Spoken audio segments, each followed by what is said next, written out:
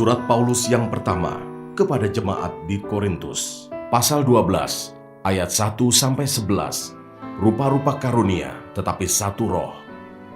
Sekarang tentang karunia-karunia roh, aku mau saudara-saudara, supaya kamu mengetahui kebenarannya. Kamu tahu bahwa pada waktu kamu masih belum mengenal Allah, kamu tanpa berpikir ditarik kepada berhala-berhala yang bisu. Karena itu aku mau meyakinkan kamu, bahwa tidak ada seorang pun yang berkata-kata oleh roh Allah dapat berkata, "Terkutuklah Yesus." Dan tidak ada seorang pun yang dapat mengaku, Yesus adalah Tuhan, selain oleh Roh Kudus. Ada rupa-rupa karunia, tetapi satu roh. Dan ada rupa-rupa pelayanan, tetapi satu Tuhan. Dan ada berbagai-bagai perbuatan ajaib, tetapi Allah adalah satu yang mengerjakan semuanya dalam semua orang. Tetapi kepada tiap-tiap orang dikaruniakan penyataan roh untuk kepentingan bersama. Sebab kepada yang seorang, roh memberikan karunia untuk berkata-kata dengan hikmat. Dan kepada yang lain, roh yang sama memberikan karunia berkata-kata dengan pengetahuan. Kepada yang seorang, roh yang sama memberikan iman. Dan kepada yang lain, ia memberikan karunia untuk menyembuhkan. Kepada yang seorang, roh memberikan kuasa untuk mengadakan mujizat. Dan kepada yang lain, ia memberikan karunia untuk bernubuat. Dan kepada yang lain lagi, ia memberikan karunia untuk membedakan bermacam-macam roh. Kepada yang seorang, ia memberikan karunia untuk berkata-kata dengan bahasa roh. Dan kepada yang lain, ia memberikan karunia untuk menafsirkan bahasa roh itu. Tetapi semuanya itu dikerjakan oleh roh yang satu dan yang sama. Ia memberikan karunia kepada tiap-tiap orang secara khusus, seperti yang dikehendakinya.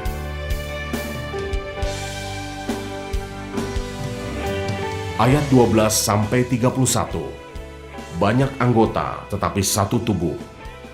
Karena sama seperti tubuh itu satu, dan anggota-anggotanya banyak. Dan segala anggota itu, sekalipun banyak, merupakan satu tubuh. Demikian pula Kristus. Sebab dalam satu roh kita semua, baik orang Yahudi maupun orang Yunani, baik budak maupun orang merdeka, telah dibaptis menjadi satu tubuh, dan kita semua diberi minum dari satu roh.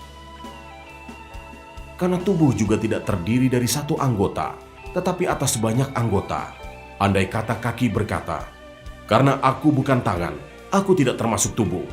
Jadi benarkah ia tidak termasuk tubuh? Dan andai kata telinga berkata, "Karena aku bukan mata, aku tidak termasuk tubuh." Jadi benarkah ia tidak termasuk tubuh? Andai kata tubuh seluruhnya adalah mata, di manakah pendengaran? Andai kata seluruhnya adalah telinga, di manakah penciuman? Tetapi Allah telah memberikan kepada anggota, masing-masing secara khusus, suatu tempat pada tubuh, seperti yang dikehendakinya. Andai kata semuanya adalah satu anggota, di manakah tubuh? Memang ada banyak anggota, tetapi hanya satu tubuh. Jadi mata tidak dapat berkata kepada tangan, "Aku tidak membutuhkan engkau." Dan kepala tidak dapat berkata kepada kaki, "Aku tidak membutuhkan engkau." Malahan justru anggota-anggota tubuh yang nampaknya paling lemah, yang paling dibutuhkan. Dan kepada anggota-anggota tubuh yang menurut pemandangan kita kurang terhormat, kita berikan penghormatan khusus. Dan terhadap anggota-anggota kita yang tidak elok, kita berikan perhatian khusus. Hal itu tidak dibutuhkan oleh anggota-anggota kita yang elok. Allah telah menyusun tubuh kita begitu rupa, sehingga kepada anggota-anggota yang tidak mulia diberikan penghormatan khusus. Supaya jangan terjadi perpecahan dalam tubuh, tetapi supaya anggota-anggota yang berbeda itu saling memperhatikan. Karena itu, jika satu anggota menderita, semua anggota turut menderita. Jika satu anggota dihormati, semua anggota turut bersukacita. Kamu semua adalah tubuh Kristus, dan kamu masing-masing adalah anggotanya. Dan Allah telah menetapkan beberapa orang dalam jemaat. Pertama sebagai rasul, kedua sebagai nabi, ketiga sebagai pengajar. Selanjutnya mereka yang mendapat karunia untuk mengadakan mujizat, untuk menyembuhkan, untuk melayani, untuk memimpin, dan untuk berkata-kata dalam bahasa roh. Adakah mereka semua rasul atau nabi atau pengajar? Adakah mereka semua mendapat karunia untuk mengadakan mujizat, atau untuk menyembuhkan, atau untuk berkata-kata dalam bahasa roh, atau untuk menafsirkan bahasa roh?